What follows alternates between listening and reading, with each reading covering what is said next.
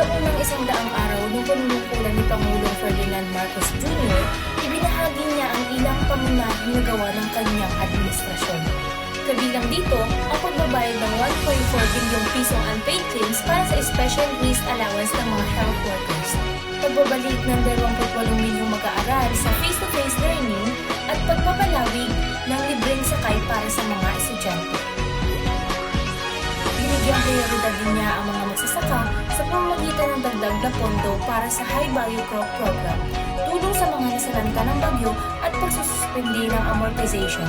Isang mahalagang hakbang tungo sa kapayapaan ang pagpapalakas ng Bangsamoro Transition Authority.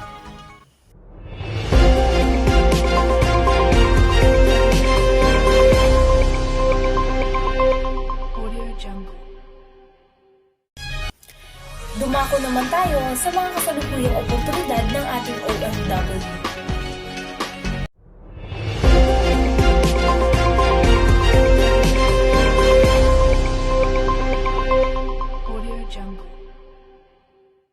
Niyak ng DMW na may naghihintay na oportunidad sa trabaho ng mga Overseas Filipino Workers or OFW na babalik sa Pilipinas mula sa Lebanon na posibleng lumala ang hidwaan ng Israeli at Hezbollah groups.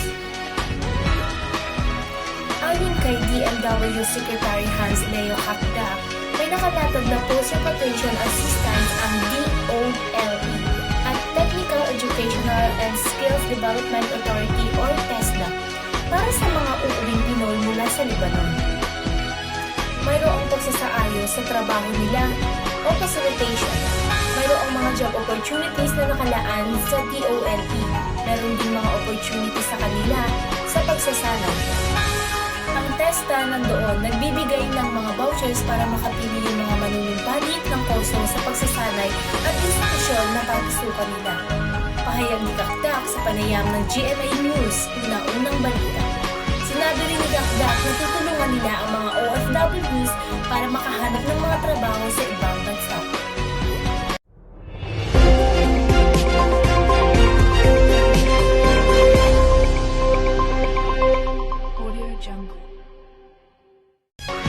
Dumako naman tayo sa kasalukuyang kalagayan ng ekonomiya ng ating bansa.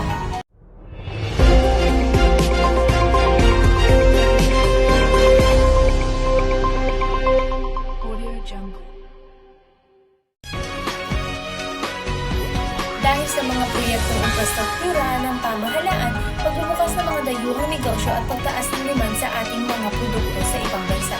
Inaasahang aabot ng 5% hanggang 6% ang paglago ng ating Gross Domestic Product o GPD ngayong taon. Kahit na maganda ang mga balita, mayroon pa rin mga hamon na kinakaharap ang ating bansa, tulad ng mga geopolitical na tensyon at pagtaas ng mga presyo. Pero naniniwala ang mga eksperto na kaya natin malagpasan ito. Sa kabuuan, maganda ang kinabukasan ng ating ekonomiya. Sa pagtutulungan ng lahat, maaari natin makamit ang isang mas maunlad na Pilipinas.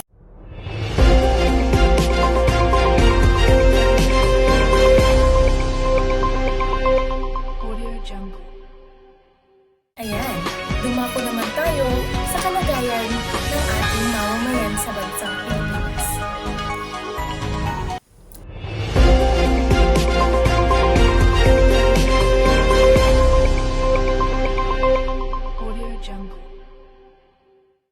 Ang sitwasyong pangkarapatang pantao sa Pilipinas ay nanatiling kritikal sa kabila ng pagbabago ng administrasyon. Bagamat mas mahinahon ang retorika ni Marcos Jr. kumpara kay Duterte, patuloy pa rin ang paglabag sa karapatang pantao, lalo na laban sa mga aktivista at mamamahayan. Sa kabila ng mga pangakong paggalang sa karapatang pantao at pagiging bukas sa pakikipagtulungan ng mga international na organisasyon, tumatanggi pa rin ang gobyerno sa pakikipagtulungan sa investigasyon ng ICC sa mga krimen na ginawa ng panahon ng drug war ni Duterte. Sa kabuuan, ang sitwasyon ay nagpapakita ng isang patuloy na pagkikibaka para sa hustisya at paggalang sa karapatang pantao ng Pilipinas.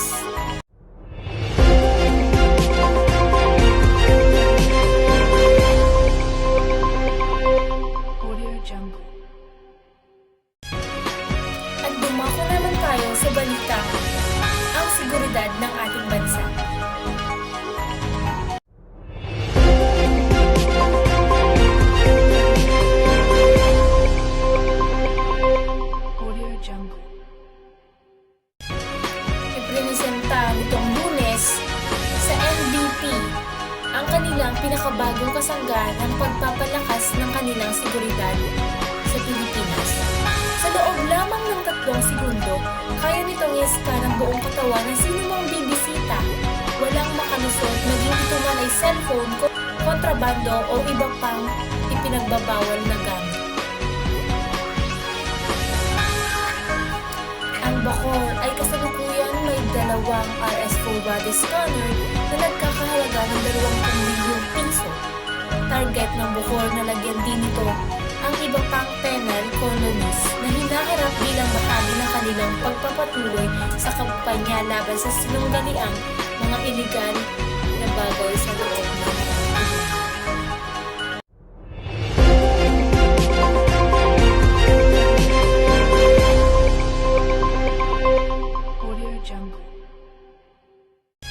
Ngayon naman, ating pag-usapan ang kasalukuyang nangyayari sa labas ng ating bansa.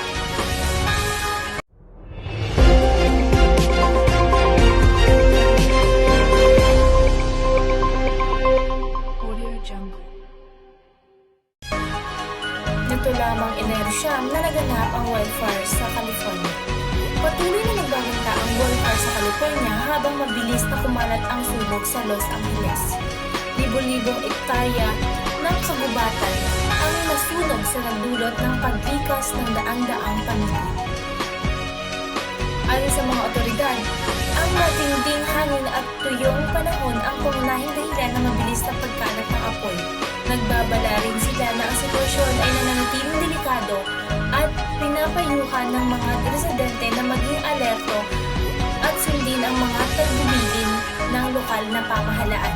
Samantala, patuloy na mga pagsisikap ang mga bumubuo upang mapatay ang mga sunog at nagbibigay din ng tulong ang mga lokal na organisasyon sa mga nasalanta ng sunog.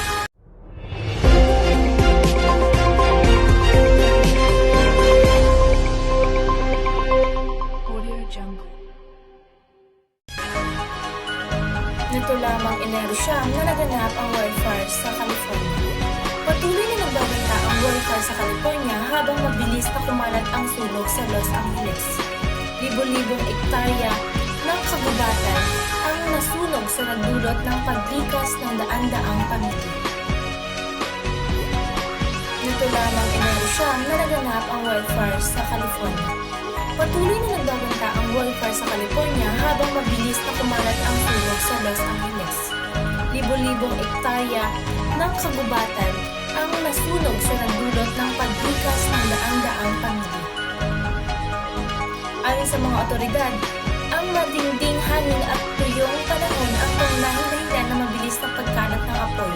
Nagbabala rin sila na ang sitwasyon ay nananatiling delikado at pinapayuhan ng mga residente na maging alerto at sundin ang mga tagubilin ng lokal na pamahalaan. Samantala, patuloy na mga pagsisikap ang mga bumubuo upang mapatay ang mga sunog at nagbibigay din ng tulong ang mga lokal na organisasyon sa mga nasalanta ng sunog.